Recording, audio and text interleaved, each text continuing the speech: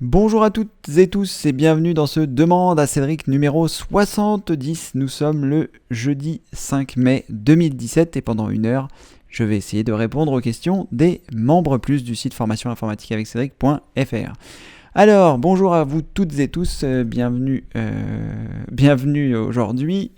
Bonjour à Louis-Paul, bonjour à Sacha, à Jean-Yves, à Tania, à Michel, à Daniel, à Colette, à Maurice, à Lucien, à David, à Tania. Donc, merci Tania, j'ai vu que tout était ok, super, je vais donc pouvoir prendre les différentes choses petit à petit. Alors, Tania, grâce à vos explications d'hier, j'ai résolu le problème du zoom sur Chrome, les 3 points ensuite, paramètres avancés, contenu web, et j'ai changé le niveau de zoom par défaut qui était à 100%. Merci. Eh bien, parfait Tania, content que cela ait pu fonctionner pour vous. C'est super. Michel, bonjour, bienvenue parmi nous. Bonjour Daniel. Bonsoir Colette. Alors Maurice, bonjour Cédric et bonjour à toutes et tous. Au sujet de la notification connexion réseau limité après passage de complète internet repair, celle-ci ne s'affiche plus. Merci Cédric pour votre aide. Avec plaisir Maurice. Maurice avait un souci de connexion limitée que nous avons vu hier et grâce au logiciel complète internet repair, eh bien apparemment le problème est résolu. C'est parfait. Lucien, bonjour Cédric et bonjour à toutes et tous, toujours fidèle au poste. Et bien bienvenue Lucien de Lyon, bienvenue parmi nous. David, bonsoir David, j'espère que vous allez pouvoir nous donner de bonnes nouvelles de votre disque dur et auquel cas ce sera un demande à Cédric spécial résolution de problème depuis hier. Bon, en tout cas, si c'est pas le cas, on va continuer de chercher ensemble pour voir qu'est-ce qu'on pourrait faire pour résoudre votre problème. Tania, merci de me dire que tout est ok, parfait. Albert, bonjour à toutes et tous, bonjour Cédric. Mon problème de téléchargement est résolu. C'est moi qui cliquais sur la mauvaise case. Merci. Pas de souci. Merci Cédric, Alexandra et Louis-Paul. Avec plaisir Albert, content que tout soit également résolu de votre côté. Problème numéro 3 résolu, c'est parfait. 3 sur 3 pour l'instant. David va nous tenir informés pour son histoire de disque dur et si il nous dit que tout est ok, alors là, on est parfait, 4 sur 4.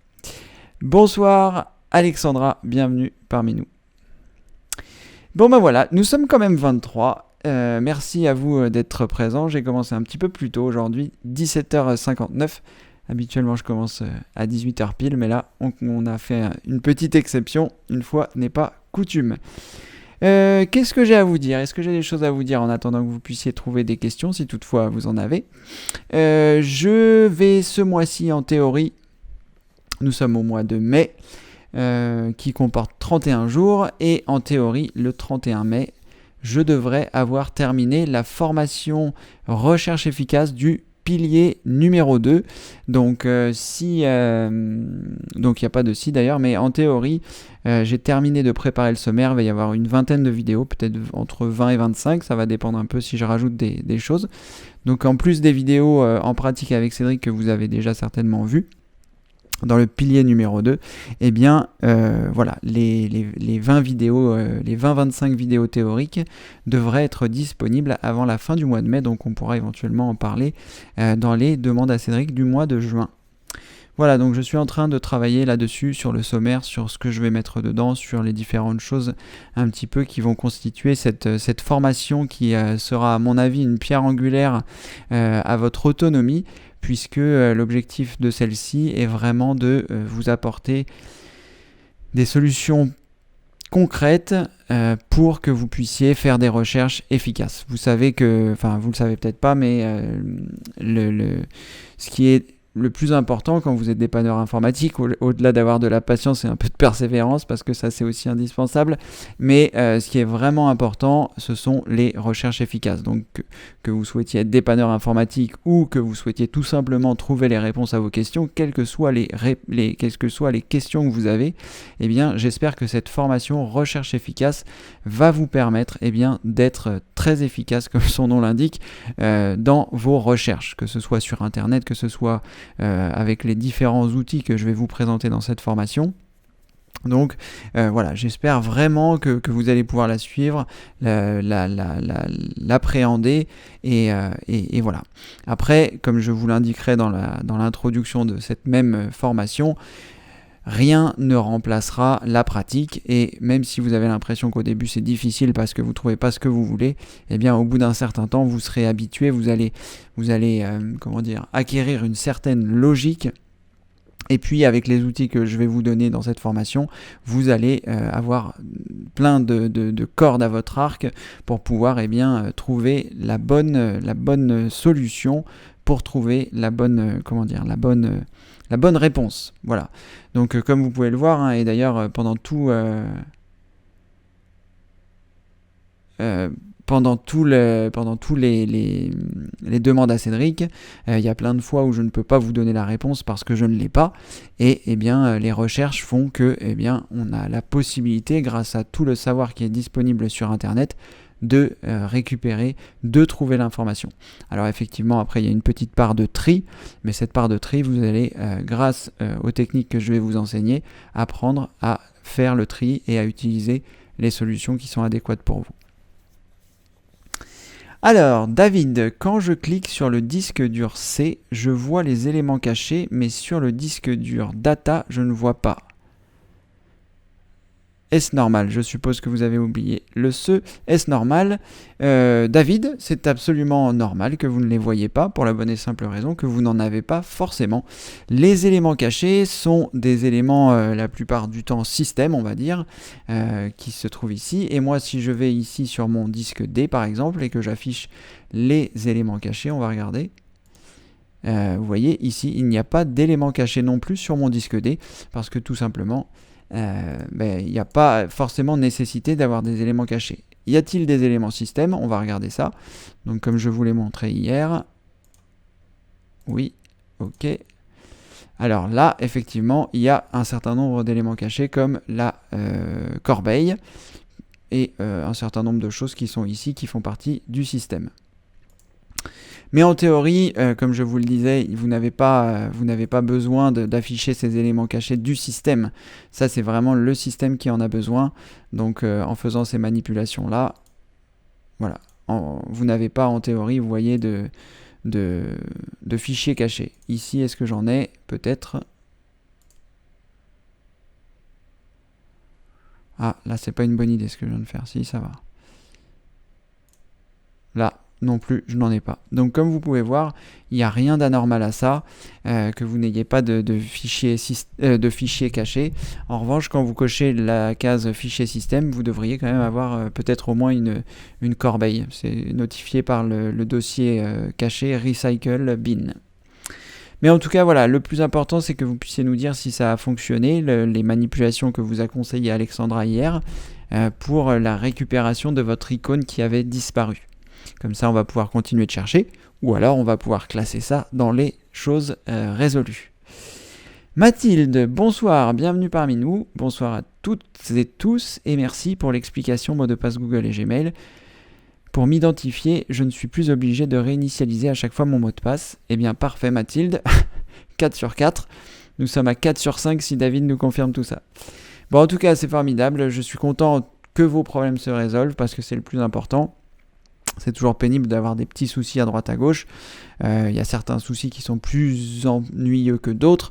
Et moi, en général, c'est ce qui déclenche ou non la réinstallation de mon système. C'est-à-dire que quand je m'aperçois qu'il y a des choses trop contraignantes qui m'arrivent, trop pénibles, trop de plantage, trop de... Voilà. Soit je fais des tests de mon matériel, si par exemple j'ai des écrans bleus et que voilà, ça m'est pas arrivé depuis tellement longtemps que je sais même plus à quoi ça ressemble, mais tant mieux. Donc quand j'ai des écrans bleus, je regarde l'intitulé de l'écran bleu pour rechercher éventuellement voir de quel matériel ça vient, et après je teste mes différents éléments système pour voir si ça peut être corrigé. Mais dans l'écran bleu en général, vous avez la ligne qui vous permet de voir de quel endroit ça peut venir éventuellement. Donc ça, grâce à Google, vous retrouvez facilement la ligne, vous retrouvez facilement le périphérique qui peut être éventuellement incriminé. Donc en tout cas, voilà, les petits désagréments, soit on essaie de les corriger parce que c'est pas trop problématique et que ça ne va pas chambouler le système. Si vous avez vraiment des gros soucis, eh bien parfois il est plus simple de réinstaller.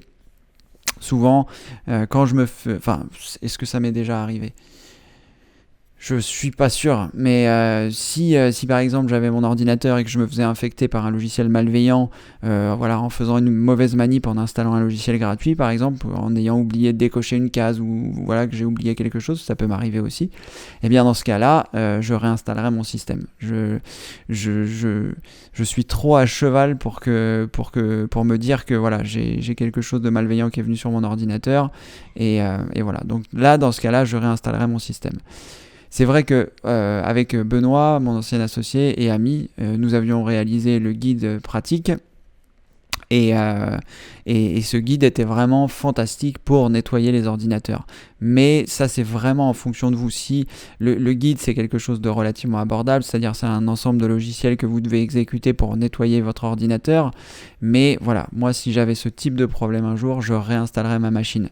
Et j'espère que à votre échelle, vous aurez aussi la possibilité un jour de réinstaller votre machine une fois que vous aurez fait des sauvegardes, une fois que vous aurez pris confiance en vous pour vous lancer.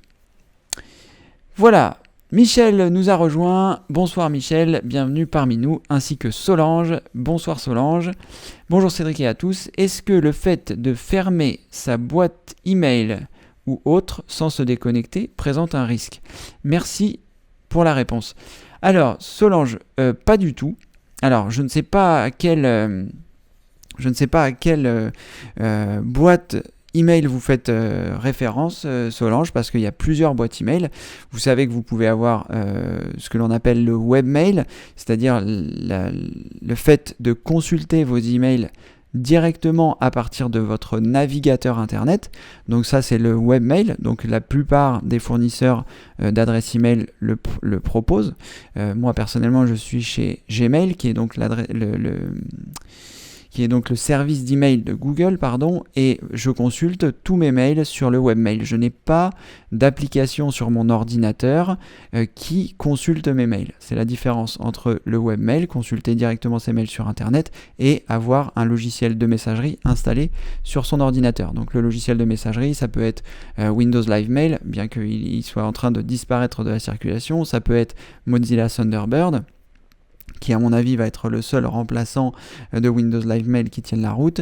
Certaines personnes peuvent avoir Incredimail d'installer, mais ça, bon, j'en ai déjà parlé, c'est pas la meilleure chose à avoir parce que c'est vraiment un logiciel qui est, même s'il a l'air convivial comme ça, il est vraiment pas bien. Et donc voilà, donc ça dépend vraiment de la façon dont vous consultez vos mails. Si vous consultez vos mails depuis un webmail, eh bien dans ce cas-là, il n'y a aucune contre-indication à ne pas vous déconnecter. Et d'ailleurs, les services qui fournissent ça vous déconnectent entre guillemets automatiquement.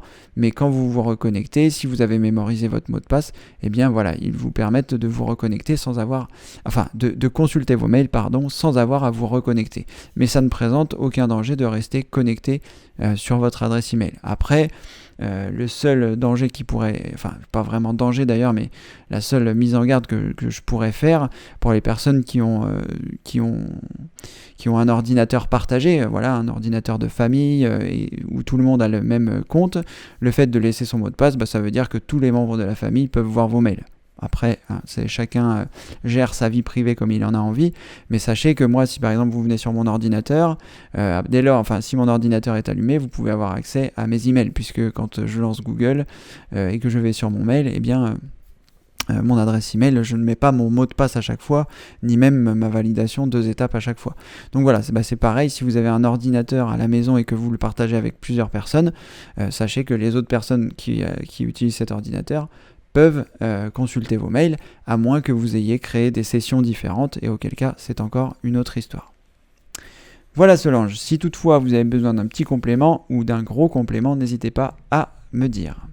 Yvette, bonsoir et bienvenue parmi nous. Alors, David, mon problème de disque dur n'est pas résolu. Très bien, donc on est à 4 sur 5, il fallait bien qu'on ait quelque chose à faire dans ce demande à Cédric.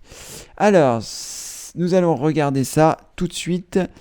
On va faire une recherche ensemble. C'est peut-être pour ça que mon processeur était... Nous allons faire une recherche ensemble. Alors, icône, disque dur, disparu. Sur Windows 10, me semble-t-il. Alors, remettre l'icône des disques durs dans la section ordinateur. Ouvrir. Voyons voir ce qu'ils vont nous indiquer.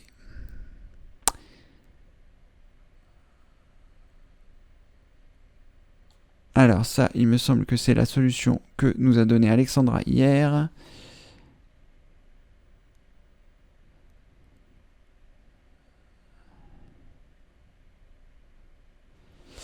Et c'était peut-être pour Windows 7. Mais au redémarrage, vous suivez Windows 7. Alors, ça, c'était pour Windows 7. Alors, normalement, l'icône doit se trouver dans C, image DLL. Ce qui est étonnant, c'est que tu as l'icône de l'autre. Alors, on va essayer de voir si on peut trouver cette icône à cet endroit. Donc, je vais copier ça. On va espérer qu'on parle bien de Windows 10, mais ça n'a pas l'air d'être forcément le cas puisque ça date de 2009. Donc, on va essayer de regarder. Bon, on va quand même regarder si ça peut se trouver là. Alors, Windows E pour afficher l'explorateur de fichiers. À partir de là, je vais aller sur... en plus, là, Système 32, oui, ça doit être des anciennes choses. Alors, Windows, affichage... C'est quoi ça? Pourquoi Alors, Windows, Système 32. Système 32. Et on va juste regarder si la DLL est là. Elle s'appelle étoile RES. Donc étoile RES. Étoile.dll. Alors là, bon, on va la mettre en entier puisque apparemment il y en a d'autres. Alors, Imagère, G-E. Alors, elle est là, elle est là. Alors, ce que vous pouvez essayer de faire, David, c'est donc d'ouvrir votre explorateur de fichiers en faisant Windows E. Ensuite, une fois que vous avez fait ça, vous allez faire un clic droit donc sur votre disque où vous n'avez pas l'icône. Vous allez choisir Propriétés. À partir de là, vous allez choisir Personnaliser. Vous allez... Alors, est-ce que si je choisis Image du dossier... On va essayer. Image du dossier. Je vais me rendre dans... Je vous réexplique si je trouve, s'il veut bien charger un fichier DLL. Mais ça va pas être le cas apparemment. Donc ça, je suis pas sûr que ça fonctionne. Je suis pas sûr que ça fonctionne du tout. Puisqu'il ne va pas voir le fichier DLL. Alors, on va réfléchir à autre chose.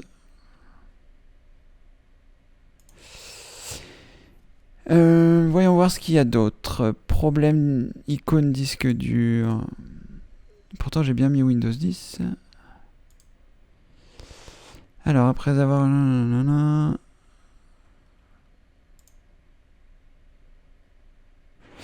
Bon, tout ça c'est des résultats qui sont un peu anciens. Alors on va affiner notre recherche. Donc on va aller dans Outils. On va aller dans... dates différentes et on va mettre moins d'un an pour voir si il va nous trouver quelque chose pour Windows 10.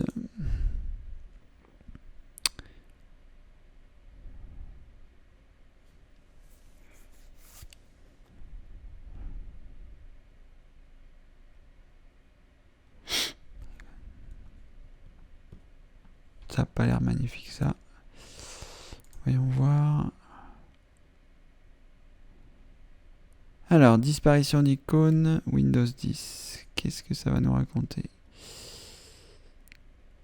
Ah, intéressant. Intéressant. Bon, lui, il a beaucoup d'icônes qui ont disparu, mais c'est intéressant quand même. Est-ce que ça pourrait venir de l'Explorer qui aurait un jeu d'icônes spécifique bien à lui à réinstaller? Alors, Bonjour, vérifie ça, aucun périphérique. Le PC est toujours branché.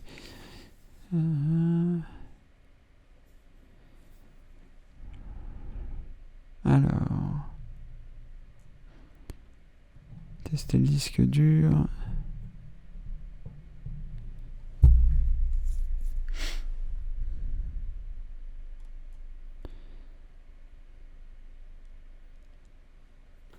Alors, ce que vous allez pouvoir essayer, David, c'est éventuellement de mettre à jour. Je ne sais pas si on peut le faire d'ici. Clic droit, propriété, matériel.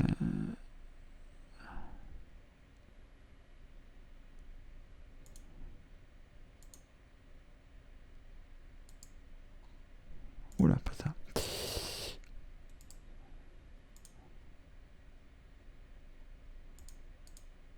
Oh non, j'ai pas la possibilité de mettre à jour.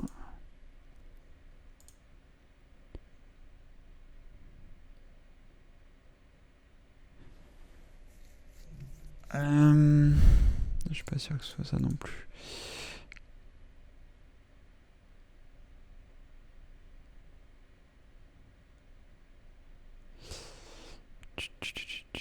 Générique compact flash, qu'est-ce que c'est que ça?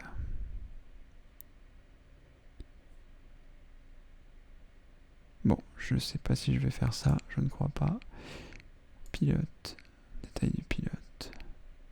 Il n'y a pas possibilité de mettre à jour le pilote.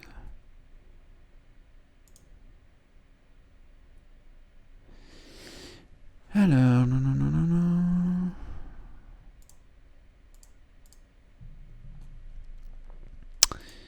Alors, non, qu'est-ce qui... Alors, SFC scan, non, et vérifier les fichiers système.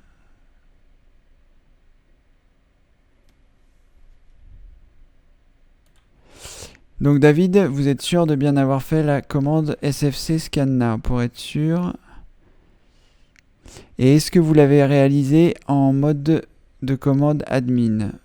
Bon, c'est possible que ça fasse quelque chose, mais...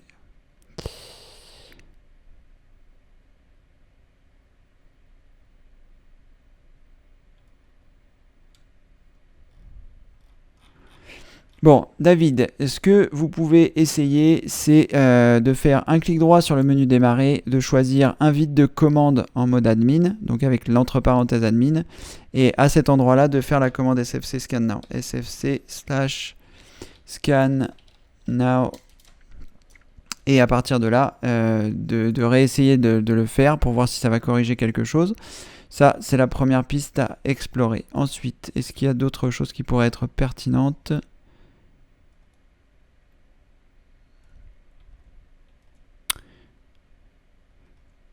Vous pourriez éventuellement utiliser le logiciel qui fait partie des logiciels du PC pour nettoyer l'ordinateur. Ça s'appelle ADW Cleaner. ADW Cleaner.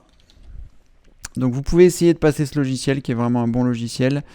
On va le télécharger sur commentsamarche.net par exemple. Donc voilà, je vais vous mettre le lien. On va quand même vérifier si c'est la bonne version.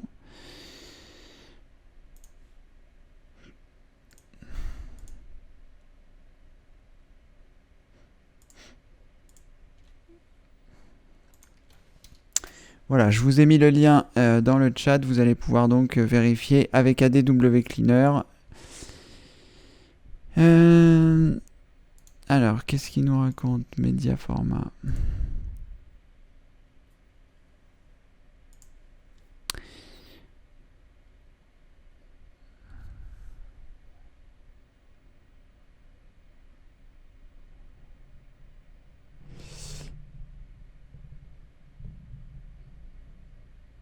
Alors, je regarde s'il y a encore d'autres choses qui pourraient être éventuellement...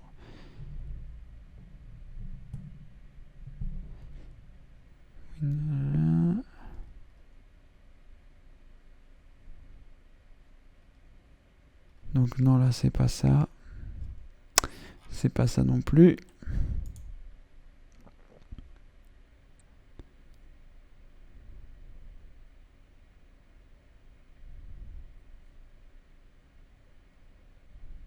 Il y a une vidéo qui est proposée, on va regarder rapidement.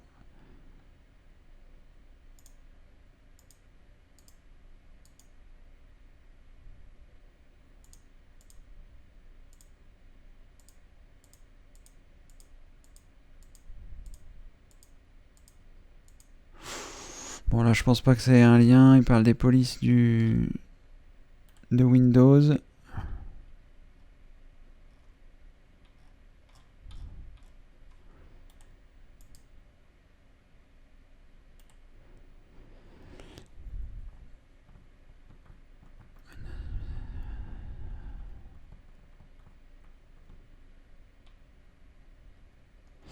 Bon, alors comment...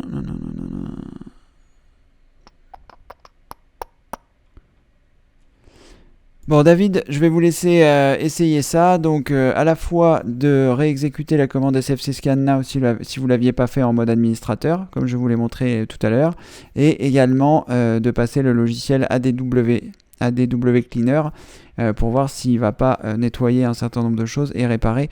N'oubliez pas de redémarrer entre les opérations pour être sûr que c'est bien. Après, ce qui pourrait être bien aussi, c'est que vous puissiez m'envoyer une capture d'écran de votre explorateur pour que je puisse voir à quoi ressemble l'icône pour éventuellement me donner quelques pistes. Voilà David, à vous de travailler. Alors, Sacha, Cédric, quel est votre avis sur l'antivirus Bitdefender, car c'est mon antivirus Windows 8.1. Je n'ai malheureusement pas d'avis à vous donner, Sacha, sur cet antivirus que je ne connais pas. J'ai 2 antivirus à vous recommander. C'est l'antivirus qui est intégré à Windows, qui s'appelle Windows Defender, qui est gratuit et installé avec toutes les versions de Windows 10, et vous pouvez l'installer sur les versions antérieures de Windows 10 et de Windows 8, c'est-à-dire Windows 7. Et l'antivirus que j'aurais tendance à vous recommander, c'est Node 32 de la société E7. Voilà, si vous voulez vraiment acheter un antivirus, E7 de la Node 32 pardon, de la société E7. Mais comme je le répète souvent, le meilleur antivirus, c'est vous. Voilà, Sacha, malheureusement, je ne peux pas vous donner d'avis sur un antivirus que je ne connais pas. Alors, bonjour Cédric. Quel cloud choisir? iCloud, hébergeur pour les fans d'Apple, Google Drive, hébergeur Google. Hébergeur Google qui est illimité en quantité mais avec moins de qualité. Alors, hébergeur Google Drive. Je ne connais pas la différence entre Google Drive et l'hébergeur Google, mais quel drive choisir? C'est une bonne question. C'est une bonne question.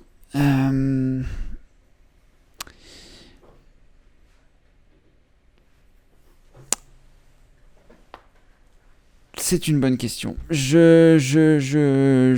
j'avais un cloud à choisir, ce serait Google Drive donc. Pourquoi est-ce que je choisirais celui-ci? Parce que je fais confiance aux produits Google, déjà, premièrement. Que c'est gratuit. Enfin, que c'est gratuit jusqu'à 17 Go, me semble-t-il. On peut vérifier ça. J'ai vu d'ailleurs parce que j'étais en train de réfléchir à prendre une solution payante, j'ai vu que pour 1,99€, on pouvait avoir 100 gigaoctets, me semble-t-il. Est-ce que je suis connecté? Non. Est-ce que je vais pouvoir me connecter? C'est pas sûr. Alors, on va regarder ça.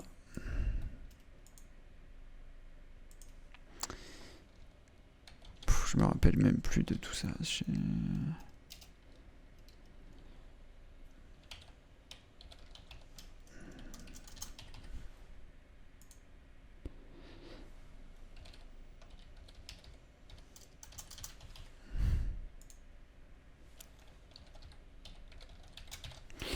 Le temps que je retrouve mon mot de passe, puisque sur Edge, il n'y a pas de...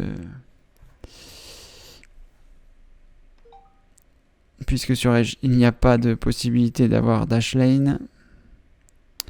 Là, en théorie, je devrais recevoir un code. Voilà. Alors, on va regarder ça ensemble.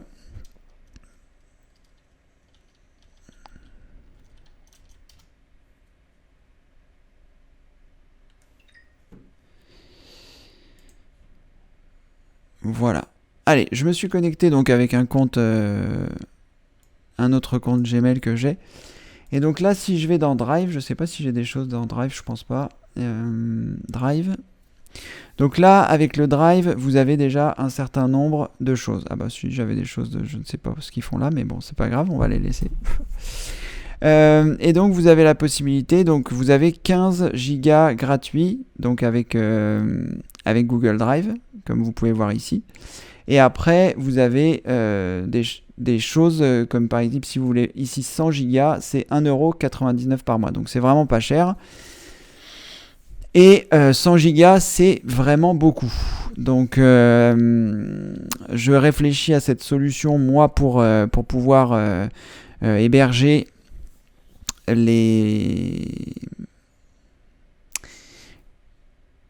les vidéos du site pour les personnes qui ont l'option téléchargement, de pouvoir les héberger sur un Drive, parce que je pense que ça doit quand même impacter sérieusement mon hébergeur, d'avoir, je crois qu'il y a 17 gigas au total. Donc je me disais que pour 1,99€ par mois, ce serait plus simple peut-être de le faire sur Google Drive. Donc je pensais me prendre ça. Et quel cloud choisir? Si je devais choisir, je prendrais si je devais payer quelque chose, parce qu'il y a beaucoup de choses qui sont gratuites. Hein. Là, comme vous pouvez voir, vous avez donc OneDrive qui vous donne un certain nombre de mégas si vous avez un compte Microsoft. Je serais curieux de savoir combien c'est d'ailleurs. OneDrive. Jusqu'à combien vous pouvez avoir de gratuit. Après, vous pouvez jongler avec les différents drives. Donc ça peut être, moi si j'avais à choisir, ce serait Google Drive, mais Microsoft OneDrive, je me dirais que ça va aussi. Donc je voudrais juste regarder combien est-ce qu'on a droit d'espace de stockage sur OneDrive. Bon, il va pas nous le dire. Je suis pas sûr que ce soit énorme hein, sur OneDrive. Il me semble que je suis déjà arrivé moi à mon maximum, et le maximum, je sais pas si, enfin, ça doit pas être grand chose. Alors formule, bah là on va voir ça vite fait.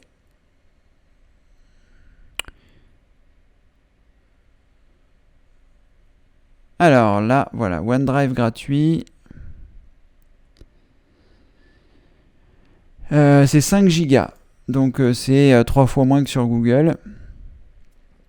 Mais bon, c'est toujours 5 gigas qui sont relativement facilement accessibles lorsque vous avez connecté votre compte Microsoft. Une fois que vous avez connecté votre compte Microsoft, vous voyez, vous avez ici sur la partie gauche, dans l'accès rapide, OneDrive. Et à partir de là, eh bien, vous allez pouvoir avoir un certain nombre de choses. Je ne sais pas si en choisissant propriété, bon, moi il fait 179 mégas. Il me semblait que je l'avais rempli très rapidement, ça m'avait vraiment paru surprenant. Mais bon, voilà, vous avez le OneDrive, apparemment vous avez jusqu'à 5 gigas de gratuit. Sinon, vous avez donc le Drive de Google qui vous donne 15 gigas, donc au total ça vous fait 20 gigas. Avec les 2 gigas que vous avez sur Dropbox, ça vous fait encore un stockage supplémentaire. Donc déjà avec ces trois là, déjà ça vous permet d'avoir des sauvegardes sur les différents, et en plus ça vous permet 15 Go quand même de voir venir. Et si vous avez besoin de plus, après moi je prendrai, d'ailleurs je vais certainement le prendre, le Google qui est ici, pour 1,99€ par mois, avoir 100 Go. 100 Go, on commence à être bien. D'autant que si vous avez une connexion internet classique, on va dire de type ADSL, pour envoyer les gigas, c'est très très long. Donc je ne sais plus, j'avais fait le calcul. Il me semble que pour envoyer 2 gigas, c'est 5 heures, me semble-t-il. Donc avec une connexion ADSL classique. Donc vous multipliez par 50, c'est au moins 250 heures si vous deviez envoyer 100 gigas, et peut-être même plus. Donc voilà, c'est le conseil que je peux vous donner par rapport au cloud, mais vous me connaissez, vous savez que j'adore les produits Google, donc Bon, cela dit, c'est pas, enfin, j'adore les produits Google. Il y a bien une raison, c'est que voilà, c'est fiable. Vous allez envoyer vos données sur un cloud. Je ferai confiance à Microsoft, je ferai confiance à Google et je ferai confiance à Dropbox. Voilà, je fais déjà confiance à Dropbox, mais voilà, c'est les 3 conseils que je pourrais vous donner. Après, le cloud d'Apple, dès lors où vous serez plus client Apple, ils vous enlèveront vos trucs ou enfin votre espace. C'est pas, pour moi, c'est pas forcément viable. Alors, OneDrive de Microsoft pour 7 € par mois, mais avec lequel Microsoft Office et enfin Dropbox à stockage réduit, mieux considéré qualité-quantité. Alors, OneDrive de Microsoft pour 7 € par mois. Vous avez vu, hein, pour 1,99 €, je sais pas si les formules, vous voyez là, même les formules OneDrive sont pas encore arrivées. Pour 1,99 €, vous avez 100 Go. Là, je sais pas combien coûte 50 Go, puisque le prix ne s'est pas encore affiché ici. Alors, on va essayer de rechercher autre chose. Prix OneDrive.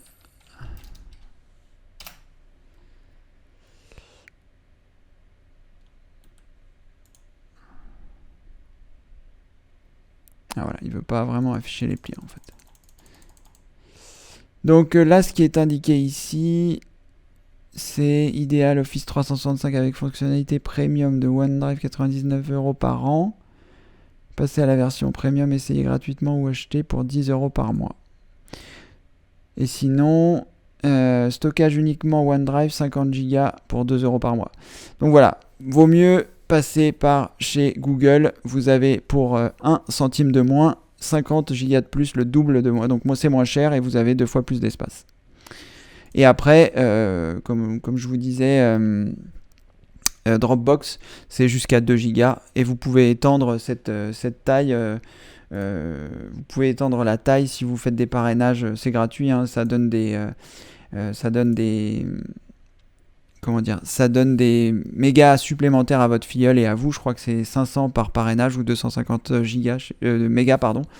Donc là, vous voyez, moi j'ai fait quelques parrainages et je suis à 8,2 gigaoctets. J'utilise 63%. Ah non, mais vous le voyez pas peut-être parce que j'ai mon visage devant. Mais voilà, dans mon Dropbox, il est où ? Il est là. Dans mon Dropbox, j'ai 8,2 Go. Donc je suis parti des 2 Go et puis à force de faire des parrainages, eh bien, je suis désormais à 8,2 gigaoctets. Voilà, donc vous pouvez aussi trouver cette solution-là, en parler à vos amis. Vous avez un lien de parrainage dans Dropbox. Et si vos amis s'inscrivent, ils ont 500 mégas et vous aussi, ou c'est 250, je sais plus. Voilà, j'espère vous avoir donné suffisamment d'éléments pour prendre votre décision.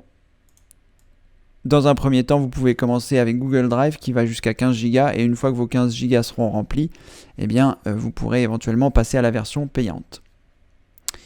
Luigi, Cédric, faut-il faire la nouvelle mise à jour des Creator Update de Windows ? Alors, on n'a pas trop le choix, malheureusement, Luigi. La mise à jour va se faire toute seule. Là, je pense que Microsoft sont en train de le déployer. David donc a déjà eu sa mise à jour, apparemment. Peut-être que Mario aussi, je ne sais pas, et Alexandra. En tout cas, en ce qui me concerne, je ne suis pas encore... Enfin, Microsoft n'a pas encore migré mon système, vu que je suis toujours en 16.07. Et là, si je fais arrêter, il ne me propose pas pour l'instant de mise à jour, donc je ne sais pas si ça va se faire ou non. Si toutefois il ne la fait pas, ne la faites pas, hein. Toutes les mises à jour sont censées se faire de façon automatique, Luigi. Donc voilà, vous laissez faire et en théorie, Microsoft va déployer les choses. En théorie, vous devriez aujourd'hui être quand même à la 16.07. Si vous êtes à la version d'avant, qui était la 15.11 peut-être, si vous êtes encore à la 15.11, là c'est peut-être que vous avez un petit souci avec les mises à jour.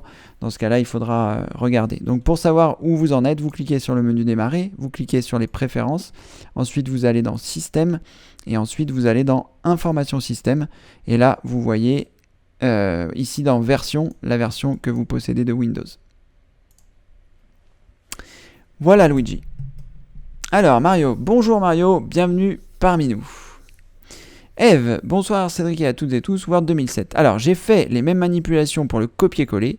Celui-ci est sorti en tout petit caractère avec des photos. La souris clignote tout le temps.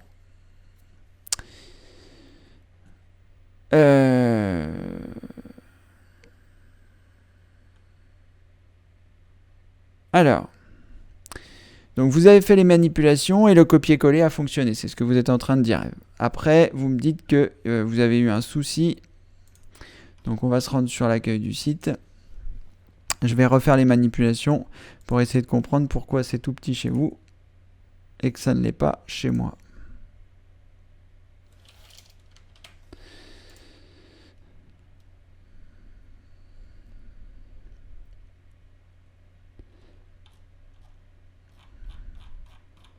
Alors là, tout s'est bien passé directement. Alors, quand vous dites que c'est tout petit, j'imagine que en bas, vous avez votre zoom qui est à 100%, je suppose, et que vous voyez les pages, et que c'est tout petit. Pourquoi est-ce que c'est tout petit ? Je ne vais pas avoir de solution là, je n'ai pas d'idée, et je ne vois pas comment est-ce qu'on pourrait rechercher. Alors, Word 2007. Alors, Word 2007 marche sur des sites copier-coller en petits caractères photos. Mais sur la boîte mail, le copier-coller ne fonctionne pas avec les photos. Alors, on va essayer. Ça dépend vraiment de ce que vous utilisez. Si vous utilisez... là, on va essayer par exemple avec Gmail.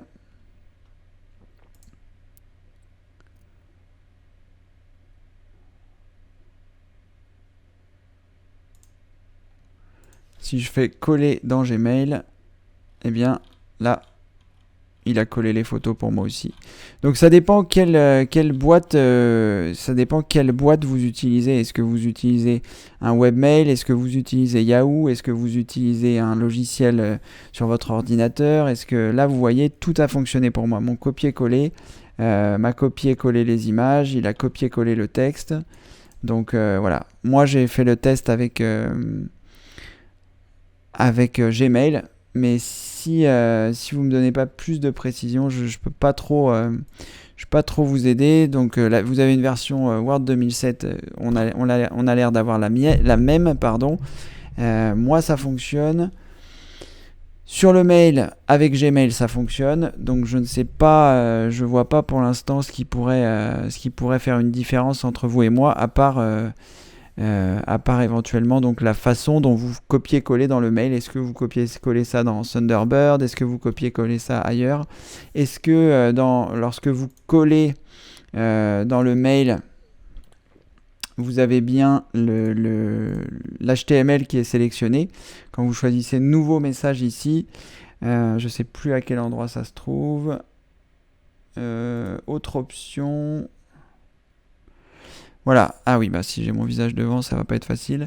Donc si vous êtes sur Gmail par exemple, et que vous cliquez sur le triangle en bas lorsque vous avez créé un nouveau message, et que vous cliquez ici, si le mode texte brut est affiché, je suis pas sûr que je puisse coller les choses. Voilà, là vous voyez, j'ai pas les images. Donc ça peut éventuellement venir de là. C'est-à-dire qu'en bas à droite, si vous êtes dans Gmail, il faut que mode texte brut, ça ne soit pas coché. Et que à ce moment-là, vous pourrez copier les images. Ça veut dire qu'il va prendre en compte les feuilles de style et les différentes choses. Voilà, et vous pouvez essayer ça et surtout me donner un petit peu plus de précision concernant votre boîte mail. Après, concernant Word, la raison pour laquelle c'est petit, est-ce que les images sont petites? Est-ce que les textes sont petits? Enfin, les textes ont l'air d'être petits. En petits caractères. Photo, mais la boîte mail. Voilà. Donc, si vous pouvez... alors, vous utilisez Gmail. D'accord. Donc, vous utilisez Gmail, Eve. Donc, vous pouvez faire les manipulations que je vous ai indiquées parce qu'en théorie, vous avez vu, ça a fonctionné. Et si ça ne fonctionne pas... il faudra continuer de réfléchir. Mais là, j'ai pas d'autres idées pour l'instant qui me viennent en tête. On verra ça éventuellement un petit peu tout à l'heure. N'hésitez pas à me donner quelques précisions. Donc sur votre Word, comment ça se passe? Est-ce que vous avez la réduction en bas à droite, comme le soulignait Mario, comme je vous l'ai dit tout à l'heure?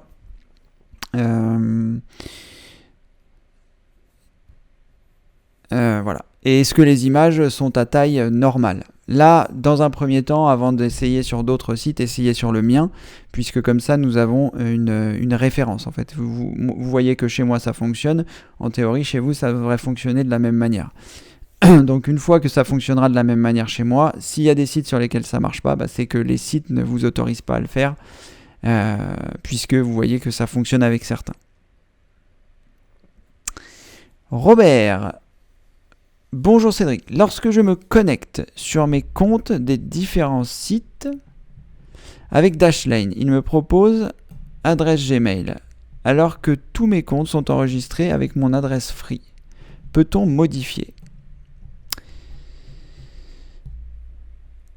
Alors, bonjour Cédric, lorsque je me connecte sur mes comptes des différents sites avec Dashlane, il me propose adresse Gmail, alors que tous mes comptes sont enregistrés avec mon adresse free. Alors déjà, c'est pas normal qu'il fasse ça. Je vais juste regarder du côté de mon Dashlane pour voir s'il y a la possibilité de modifier. Je serais tenté de vous dire oui.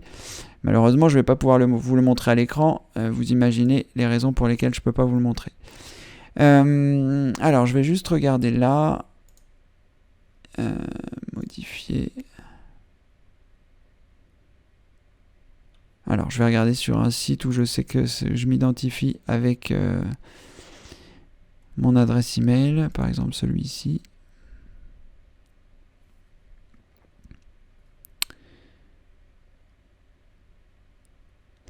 Alors, vous avez la possibilité de réaliser ces manipulations dans Dashlane. Pour ce faire, il faut que vous cliquiez... je vais vous montrer...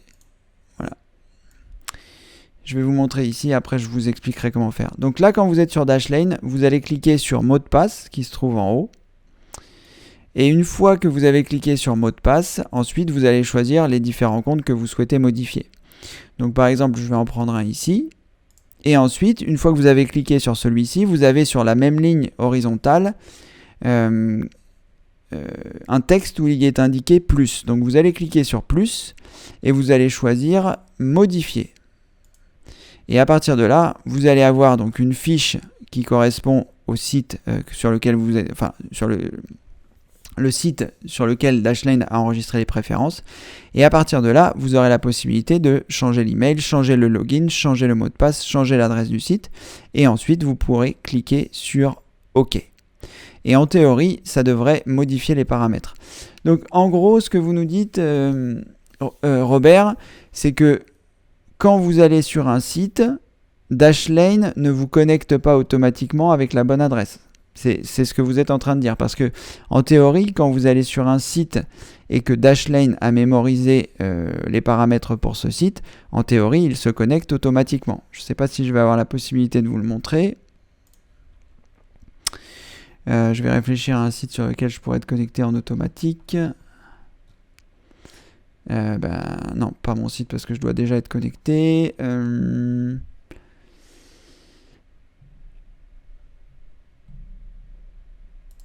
Allons sur PayPal par exemple. Raté. Ou sur Amazon. Allons sur Amazon. Donc là, je me connecte sur mon compte Amazon. Là, je vais me déconnecter. Voilà. Et là, lorsque je vais revenir sur le site d'Amazon, je vais revenir sur Google.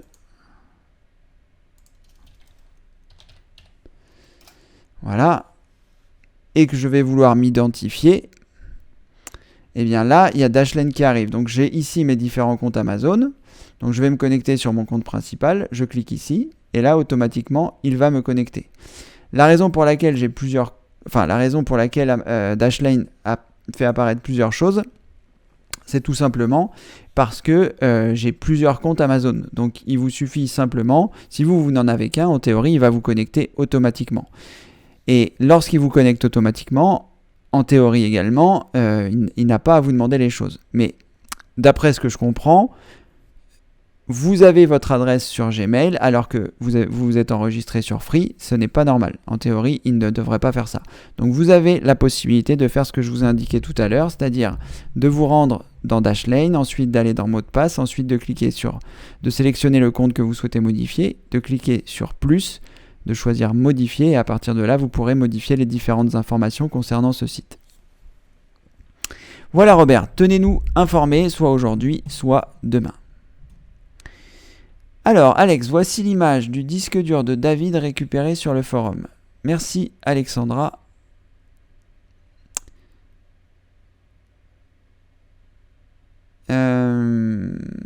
D'accord, parfait. Donc, là, apparemment, David, vous avez ajouté une image à un moment ou à un autre.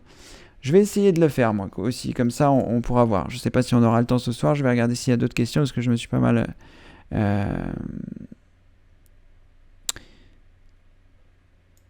Alors, Daniel nous dit, pour les drives, il existe aussi OneDrive de chez Ubique. Tout à fait. Après, je ne sortirai pas forcément des sentiers battus, même si effectivement c'est un drive qui est disponible, j'en ai déjà entendu parler. Je ne sais pas s'il est payant ou comment ça se passe. On va regarder. Mais bon, voilà. Je préfère, si je dois stocker mes données quelque part, je préfère rester chez les monstres. Les monstres étant Google, Microsoft. Ça laisse peu de place aux autres. Ah, c'est OVH qui propose ça. Créer un compte 25 Go gratuit. Bon, ben effectivement, vous avez également ce cloud. Merci Daniel, de chez OVH.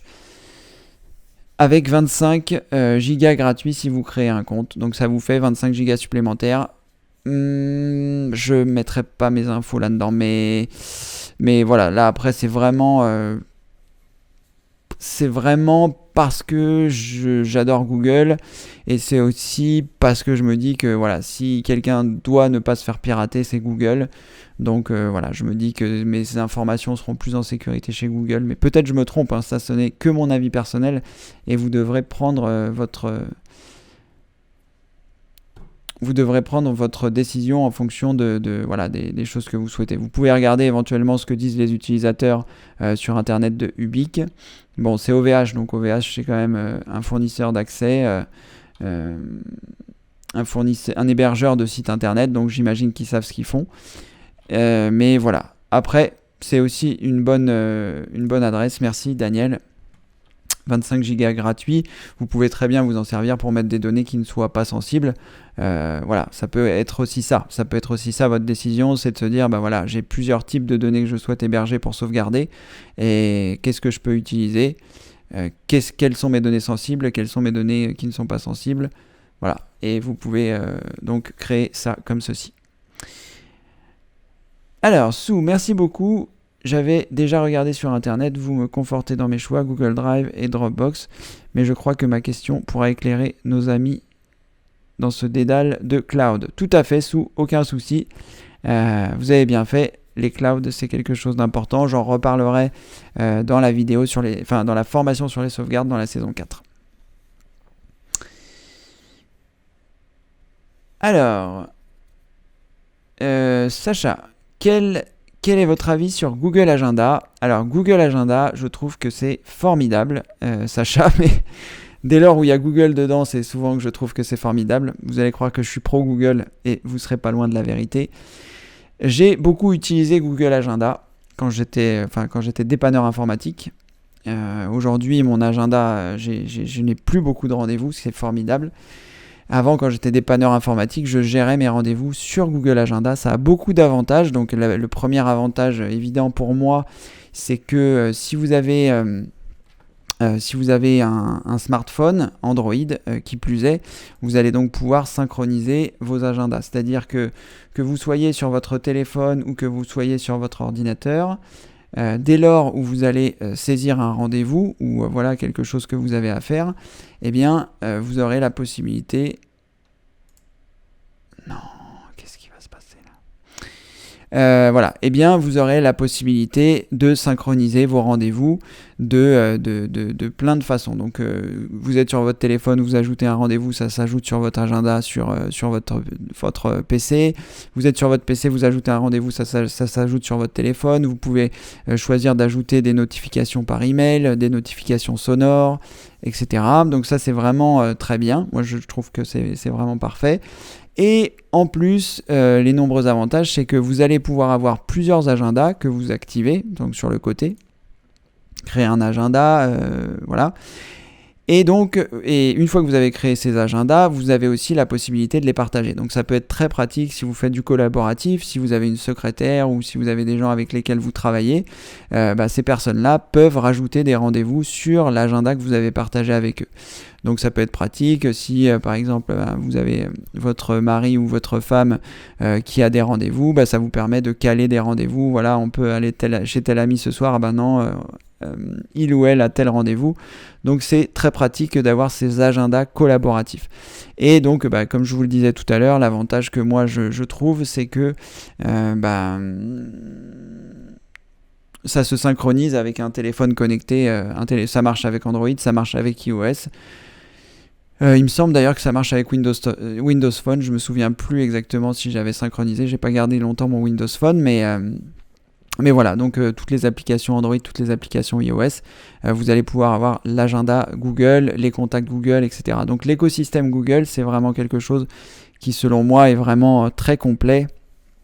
Et vous pouvez accéder de tout ça avec juste une adresse email qui est en plus gratuite. Et tous ces services-là sont gratuits. Donc voilà, c'est vraiment super. Voilà mon avis sur Google Agenda. Je lui ai pas trouvé de défaut. Je l'ai utilisé pendant... Voilà, je l'utilise plus comme je vous le disais parce que j'ai beaucoup moins de rendez-vous. Et voilà, c'est très rare que je mette un rendez-vous. Ça fait des semaines que j'ai pas indiqué un rendez-vous et c'est très bien. Mais voilà, donc c'est très pratique. Je trouve que c'est très pratique. Et très bien fait. Pardon.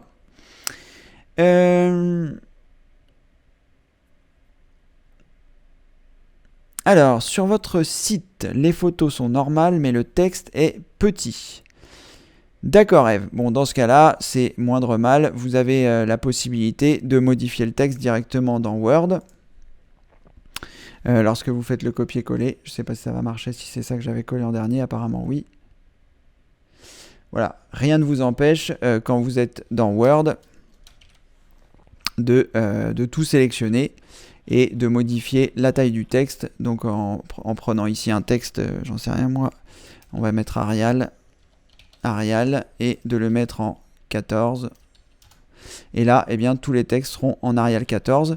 Donc ça, c'est moindre mal. La raison pour laquelle il se passe ça, c'est que peut-être lorsque vous ouvrez Word, peut-être que votre feuille de style a été modifiée et auquel cas, lorsque vous tapez, est-ce que votre texte fait cette taille-là? Est-ce qu'il prend une feuille de style par défaut? Est-ce que quand vous avez choisi de coller, il y a eu un message qui disait voulez-vous conserver les feuilles de style et que vous avez mis non, et auquel cas, il a peut-être ajouté son propre style internet, et auquel cas, je ne sais pas à quel endroit il faudrait modifier ça, peut-être dans les options, parce que quand moi je l'ai fait hier, il m'a posé la question et depuis il m'a pas posé la question à nouveau. Donc est-ce qu'il y a une modification à réaliser lors du copier-coller? Option avancée, copier-coller, coller au sein d'un même document, coller entre documents. Voilà, vous pouvez éventuellement regarder du côté du copier-coller pour voir un petit peu les paramètres. Donc ça se trouve dans le cercle en haut à gauche, vous cliquez sur Option Word qui se trouve à côté de Quitter Word. À partir de là, vous allez dans les options avancées et vous avez ici Couper, Copier-Coller. Et vous pouvez donc regarder dans ces options-là pour voir un petit peu comment ça se passe. Est-ce que le fait de coller, de coller entre documents lorsque collage à partir d'autres applications. Voilà, il faudra regarder un petit peu les paramètres que vous avez ici. Vous pourrez faire une pause sur la vidéo de la retransmission pour regarder si vous avez bien les mêmes choses les mêmes choses coché que moi. Et ici dans paramètres, je vais vous montrer ce que j'ai. Je vais le monter au-dessus. Comme ça, vous pourrez faire une capture d'écran et regarder si vous avez bien exactement tout ce qu'il y a ici, Eve. Je regarde s'il n'y a pas d'autres informations. Afficher contenu du document, afficher, impression, enregistrement général. Bon, déjà, dans un premier temps, vous pouvez regarder ça et nous dire si dans Gmail, le fait d'avoir modifié texte brut, ça vous permet de faire à nouveau un copier-coller qui va bien.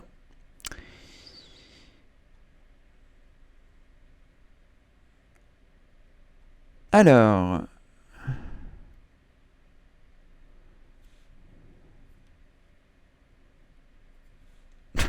Tania, depuis plusieurs jours, je constate que vous mettez un blouson. J'ai l'impression qu'en ce moment, il doit faire plus froid dans le sud que dans le nord. Il fait pas très chaud. Là, j'ai un blouson, enfin, c'est pas un blouson, c'est un sweat avec une capuche.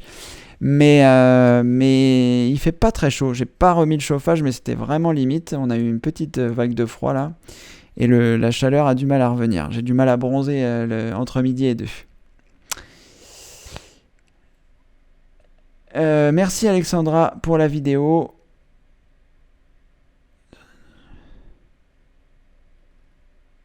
Merci beaucoup. Oh, qu'est-ce que j'ai pas fait là? Qu'est-ce que j'ai pas fait là? Non, c'est bon.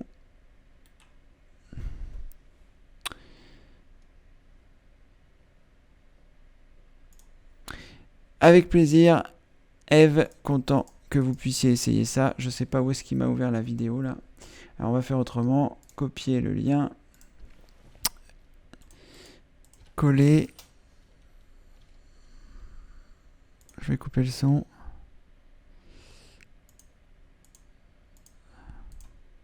On va regarder rapidement.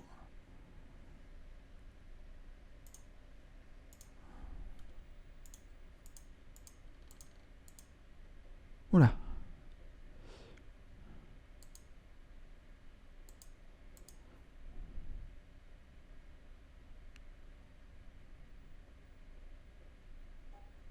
Alors là, apparemment, il utilise un logiciel. Et en plus, il a l'air d'être sur Windows 7. Donc je ne sais pas si ça va s'appliquer directement. En revanche, ce qui est intéressant, c'est que... merci David d'avoir envoyé cette capture d'écran sur le forum. Et merci Alexandra de l'avoir transmise. Apparemment, donc, je ne sais plus où est la capture d'écran. Elle a dû partir quelque part. Elle est partie où ? Elle est là. Apparemment, David, vous aviez modifié votre icône. Alors, est-ce que c'est vous qui l'avez fait ou est-ce que ça s'est fait tout seul? Ça aussi, ça pourrait être intéressant de le savoir. Parce que là, apparemment, vous avez modifié. Alors, moi, je vais essayer de modifier comme ça et que je serai dans le même cas que vous. Je serai obligé de chercher si ça m'énerve.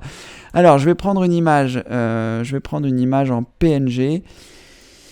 Je vais prendre une image en PNG. Qui va faire, on va dire, 128 par 128. On va prendre un disque dur. On va quand même prendre un disque dur. Des fois que j'arrive pas à le renlever et que je sois obligé de réinstaller. Oui, bah c'est sûr qu'en français, ils vont pas trop comprendre. Alors, voyons voir. Qu'est-ce que je vais pouvoir mettre comme icône qui ressemble à peu près, si toutefois ça ne devait pas revenir à la normale. On va prendre celui-là. Je vais le prendre en 128, je vais le prendre en ICO. Ça devrait être parfait. Alors, je vais le mettre sur mon bureau. Bureau enregistré. OK. Alors, donc là, j'ai bien sur le bureau l'icône que je viens de télécharger.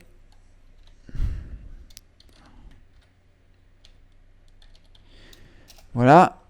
Il est en point ICO. Donc, en théorie, je devrais avoir la possibilité de modifier mon icône. On va le faire sur... est-ce qu'il y a data? Bon, en théorie, ça devrait être bon. Donc, clic droit, propriété, personnaliser, choisir un dossier. Je vais aller sur le bureau. Je vais choisir le fichier... Voilà, hdi.ico, ouvrir. Je sais pas si ça a marché. On va cliquer sur OK. Apparemment, ça n'a pas marché. Alors, pourquoi est-ce que ça n'a pas marché? Pourquoi est-ce qu'il ne veut pas modifier mon icône? Dans personnaliser. Alors, qu'est-ce qui se passe si je fais ça? Optimiser ce dossier pour... Non, c'est pas non. Non, non, on va pas du tout faire ça. Alors, image du dossier. Choisir le fichier à afficher sur l'icône du dossier. Donc là, je choisis. Apparemment, je peux mettre tous ces formats-là. Donc un format ICO. Donc en théorie, je devrais pouvoir mettre un format ICO. Si ça marche pas, ouvrir. OK. Peut-être qu'il faut que je redémarre mon ordinateur. Peut-être que demain, cette icône sera apparue. Je vais essayer avec un autre format. Je vais le télécharger en PNG. On va dire. Hop, c'est pas ce que je voulais faire. PNG, il est là, pardon. Enregistrer sous. HD icône PNG. Alors on va essayer. Donc clic droit, propriété, personnaliser, choisir un fichier. Alors .png, il est là, ouvrir. Ah, c'est mieux, il a l'air de travailler un peu. OK. F5. Non, pas du tout. Il ne travaille pas du tout. Alors, est-ce qu'il faut que je change d'affichage? Affichage, on va mettre... Ah, peut-être c'est ça. Mosaïque... Non, bah ça a l'air d'être pareil. Icône, qu'est-ce que je peux avoir aussi? Très grande icône. Donc, ça ne change pas. Grande icône, ça ne change pas non plus. Clic droit, propriété, personnaliser, choisir un fichier, bureau... On recommence. Ouvrir. OK. Alors, eh ben là, il faudra peut-être que je redémarre pour que les changements soient pris en compte. Donc, je vais redémarrer mon ordinateur, pas tout de suite, puisque, enfin, d'ici à demain. Alors, et là, j'ai un fichier blanc, mais je ne sais pas comment j'ai fait. Alors, pareil David, si vous avez la possibilité de m'envoyer ça, de m'envoyer la photo directement éventuellement sur le forum, comme ça on prolongera, Voilà, essayez ADW Cleaner et essayez le SFC Scan Now en mode admin, et puis on continuera ça demain. Affaire à suivre parce que ce n'est pas finalement si facile que ça. Je pensais que ce serait quelques petites réinitialisations, mais alors attendez, parce que là, je réalise, je viens de me souvenir,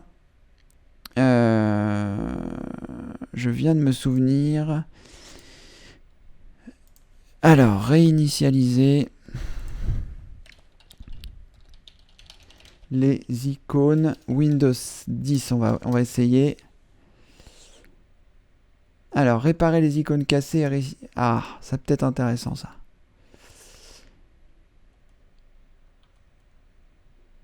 Ah, c'est peut-être intéressant ça.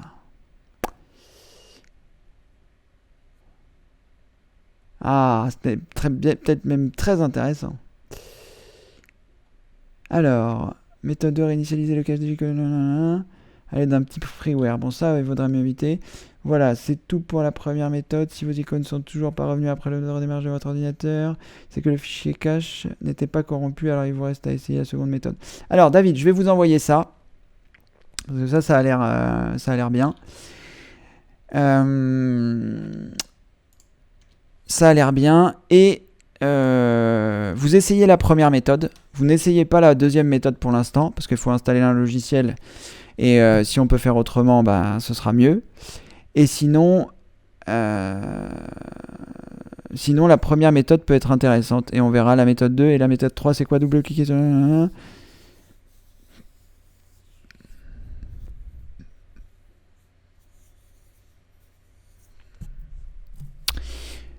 Voilà, David, essayez déjà cette première méthode pour voir, et puis on verra ça pour demain. Moi, je regarderai pour demain si toutefois mon icône du disque dur a changé.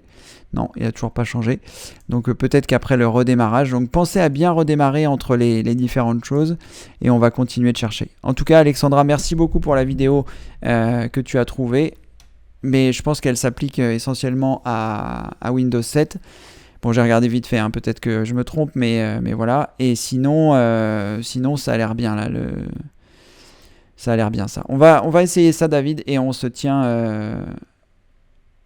Et effectivement, Mario, c'est une bonne suggestion. David, vous pourriez aussi, pendant que vous y êtes, après l'ADW Cleaner, passer un petit coup de Malwarebytes. Ça pourrait ne pas faire de mal à votre ordinateur. Dans ce cas-là, je vous redirige vers plutôt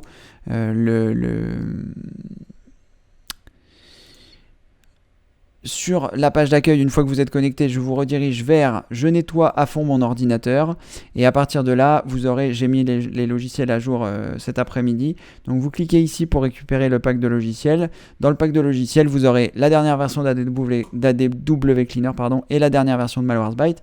Et à partir de là, vous devriez essayer. Voilà, en plus, donc là, ça vous fait 3 choses à essayer pour demain, ou pour quand vous voulez d'ailleurs.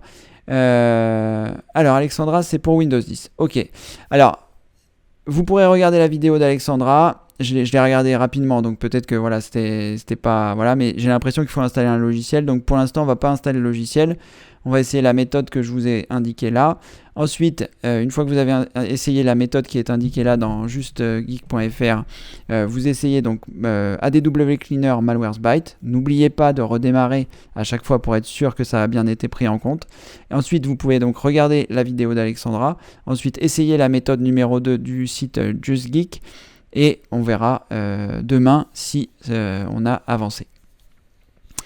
Voilà, on a un peu dépassé aujourd'hui. Il est 19h08, ça n'a pas vraiment d'importance. On se verra demain. Demain, nous serons donc vendredi déjà. Purée, le temps passe vite. Donc demain, nous serons vendredi 5 mai 2017. Et donc de 18 à 19, on essaiera de continuer de résoudre les problèmes que vous pouvez éventuellement rencontrer ou les questions que vous avez à me poser. Voilà, merci à toutes et tous d'avoir été présents. Merci Alexandra, Mario pour votre aide grandement appréciée. Et je vous dis à demain. Merci, ciao.